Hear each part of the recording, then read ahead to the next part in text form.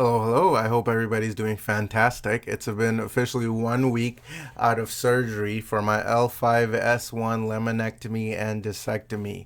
Before I jump into the details, do me a favor, watch this whole video. I'm going to try to make it about 5 minutes, so very quick. I know our attention spans are of a goldfish nowadays, myself included.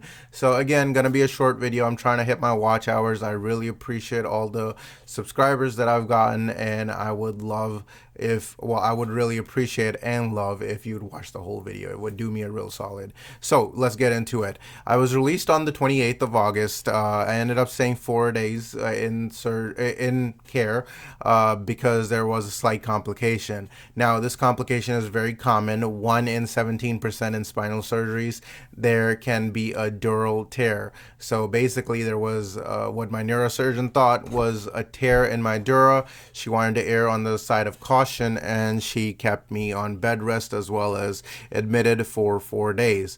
Now, she said that it was like a pinhole sized tear, nothing too significant, because if there's a huge tear, it tends to squirt out, kind of like my ex. But in my case, or in my surgery's case, it didn't squirt out. She wanted to be just extra cautious. She did put some scarring agent against the dura just to make sure that it's gonna heal better than how she found it, kind of like campground rules, right? So basically, for 48 hours I had to lay flat. I couldn't get up, and as far as even the bed, I couldn't have it at more than 10% incline, right? So that was her orders. CFS leaks can cause nausea, dizziness, headaches. However, my first nurse out of surgery, when I just came to be, came to my senses, did not notice the note.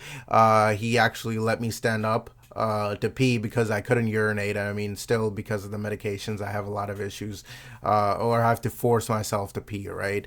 But that's what happens with the opioids and the pain medication. But that nurse did have me stand up, and when I had my first meal, he had me at about a 75% incline rather than the 10% that the doctor ordered.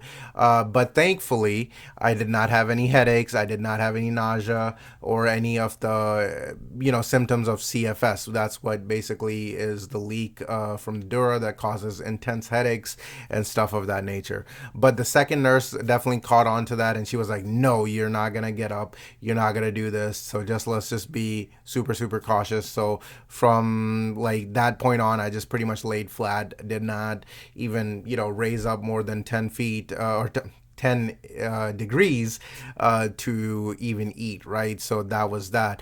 When I told my doctor, I mean, she was visibly upset that the first nurse did not adhere to her notes. But when I told her I didn't have any symptoms, she was relieved, and that's when she told me, like, so she thinks it wasn't a tear. It was just like she saw a little pinhole that she wanted to make sure that she was erring on the side of caution.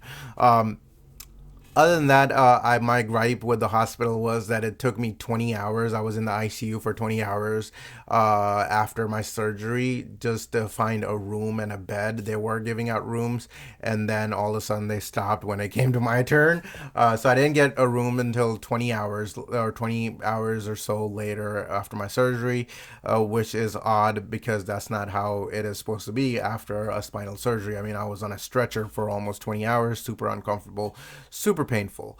The pain level kind of stayed at a 7, honestly, through the surgery and throughout the recovery process. Even in the hospital, anytime I would move, it would be super painful. Even now, anytime I move, even sitting down to make this video is causing my pain to spike. But here, I'm making that sacrifice for the betterment of everybody. So if anybody does need to get this surgery, they know what to kind of expect. Another thing that I want to let you know about is that be mindful of what you're eating. After the surgery, I was throwing down. I was like having full meals, and since the challenge, I mean, that was really the only time that I was really able to fully eat.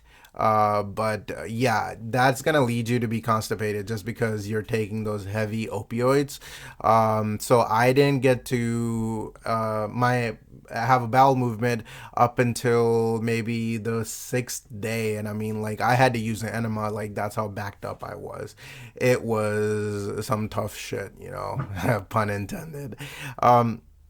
I would also say, like, every time I would sleep while I was in recovery, I felt like I kept waking up because I couldn't breathe. So that was a big issue for me. I did kind of get over that once she gave me a muscle relaxer through the IV. But all in all, I am doing good. My recovery process is going smoothly. I'm doing at least three outside walks a day, and then walking on my walking pad as much as my pain allows me to. I did gain 10 pounds from all the food and the IV and the meds that they were giving me, but a lot of it was backed up. So once I did have my bowel movement, I was back at 181, which is absolutely fantastic. You know, multiple walks, 10 to 15 minutes, they're super helpful. I did take the bandage off, which I'll post a video here somewhere. It's okay to shower after the surgery, but just be mindful of what your instructions say after the surgery. My instructions, even my medications, are like, oh, take them as needed, right? So right now the pain is kind of at a, like I said, a 7, just because I came back from a small walk. I am taking a little cane with me, my grandfather's cane, whenever I walk. So, that's helpful. And I am doing the best that I can, like high protein diet, still watching my calories, what's going in, and just trying to do the best that I can to make sure that I am able to achieve my goal, which is I did stretch it out to 145 pounds. But right now we're focused on recovery, but still having a smart recovery rather than just push, eating whatever I want. I don't want to go down that road again. So I'm being very mindful of my diet and my walks. So just a quick little update. I know it went over 2 minutes by the 5 minute mark. I really hope you stayed through the end. I really, really appreciate each and every one of you. I can't believe we're at about 16,000 subscribers. That is huge for me, like, because I would have never imagined that. I thought this was just going to be, something that doesn't really pay off as far as having a community. I'm so glad to have you guys. I hope we continue to grow. I hope that we're able to watch things together. We're able to do things together. I can share my experiences to help you through things, because I go through a lot of things, right? Mental health challenges, and now this physical health challenge. But together we will overcome. We will survive, because guess what? We're survivors and we're resilient. But with that being said, be sure to like, subscribe, and leave a comment below, because I really appreciate your positive feedback. It keeps me going, and I will see you on the next one. I love your face. Okay, bye.